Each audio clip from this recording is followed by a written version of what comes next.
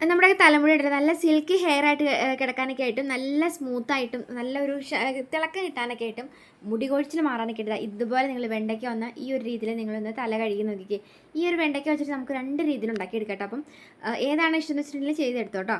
അപ്പോൾ നല്ല രീതിയിൽ മുടി കൊഴിച്ചിൽ മാറുകയും ചെയ്യും. നമുക്ക് മുടിക്ക് നല്ലൊരു സ്മൂത്തായിട്ട് മുടി നല്ലൊരു സിൽക്കി ഹെയർ ആയിട്ട് കിടക്കാനായിട്ട് അടിപൊളിയാണ് ഈ ഒരു വെണ്ടയ്ക്ക. കാരണം വെണ്ടയ്ക്കയിൽ മ്യൂസിലേജ് എന്ന് പറഞ്ഞൊരു ഘടകമുണ്ട്. അപ്പോൾ അത് നമുക്ക് മുടിക്ക് നല്ലൊരു തിളക്കം കിട്ടാനായിട്ട് കൊണ്ടുവരാനായിട്ട് നല്ലതാണ്.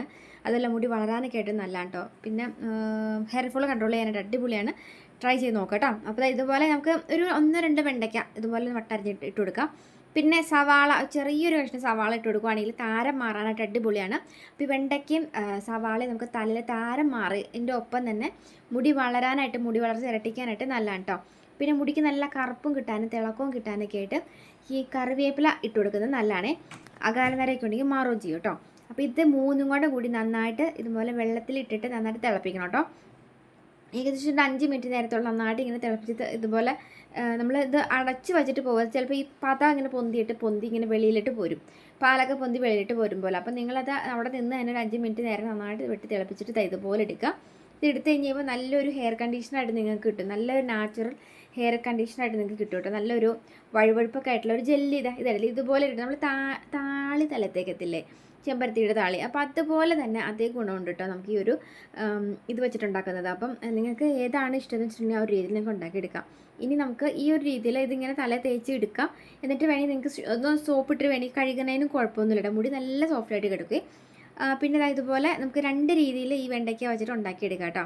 അപ്പോൾ ഏതാണ് ഇഷ്ടം എന്ന് വെച്ചിട്ടുണ്ടെങ്കിൽ ചെയ്തെടുത്തോ. പിന്നെ നമുക്ക് ഇതുപോലെ ഒരു നമ്മൾ വീട്ടിൽ വെണ്ടയ്ക്ക വാങ്ങിച്ച് കഴിയുമ്പോൾ ഇതിൻ്റെ ഈ അറ്റവും തുമ്പും ഒക്കെ എടുത്ത് പള്ളയെ കളയാറല്ലേ. അപ്പോൾ അങ്ങനത്തെ ഈ അറ്റവും തുമ്പൊക്കെ കളയാൻ നിൽക്കുകയും വേണ്ട, നമുക്കതെടുത്ത് ഉണ്ടാക്കുകയും ചെയ്യാം കേട്ടോ. അപ്പോൾ ഞാനിപ്പോൾ ഈ തുമ്പൊക്കെ ഒന്ന് ചെത്തി കളഞ്ഞേക്കുന്നത് ഇതുപോലെ എടുത്ത് വെച്ചിട്ടുണ്ട്. ഇനി മിക്സിയുടെ ജാറിലേക്ക് ഇട്ട് ഒന്ന് അരച്ച് കൊടുക്കാം കേട്ടോ. അപ്പം ഇതുപോലെ തന്നെ നിങ്ങൾക്ക് വേണമെങ്കിൽ ഒരു 1-2 വെണ്ടയ്ക്ക വേണമെങ്കിൽ അതിന് പകരമായിട്ട് ഇട്ട് കൊടുക്കാം കേട്ടോ. അപ്പോൾ എങ്ങനെയാണെങ്കിലും കുഴപ്പമില്ല.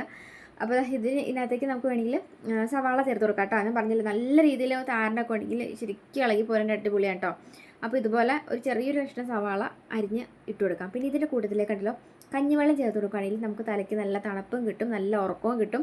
മുടി നല്ല രീതിയിൽ മുടി വളരാനൊക്കെ അടിപൊളിയാണ്. നല്ല നമുക്ക് ഹെയർ ഫോൾ കൺട്രോൾ ചെയ്യാനൊക്കെ അടിപൊളിയാണ് കേട്ടോ. അപ്പം കഞ്ഞിവെള്ളം ഉണ്ടെങ്കിൽ മിക്സ് ചെയ്ത് കൊടുത്തിട്ട് അതിനകത്തേക്ക് കുറച്ച് കറിവേപ്പിലയും കൂടെ ചേർത്ത് കൊടുത്തിട്ട് ഇതുപോലെ അരച്ചെടുക്കുകയാണെങ്കിൽ നല്ലൊരു വെണ്ടയ്ക്ക താളിയായിട്ട് കിട്ടും കേട്ടോ. അപ്പം ഈ ഒരു രീതിയിൽ നിങ്ങൾ നല്ല രീതിയിൽ പൊടി ഉണ്ടാവും കേട്ടോ. അപ്പോൾ ഈ പൊടി നിങ്ങൾ ഒരു ചെറിയൊരു അരിപ്പയിലേക്ക് ഇട്ടിട്ട് അരിച്ചെടുക്കണേ.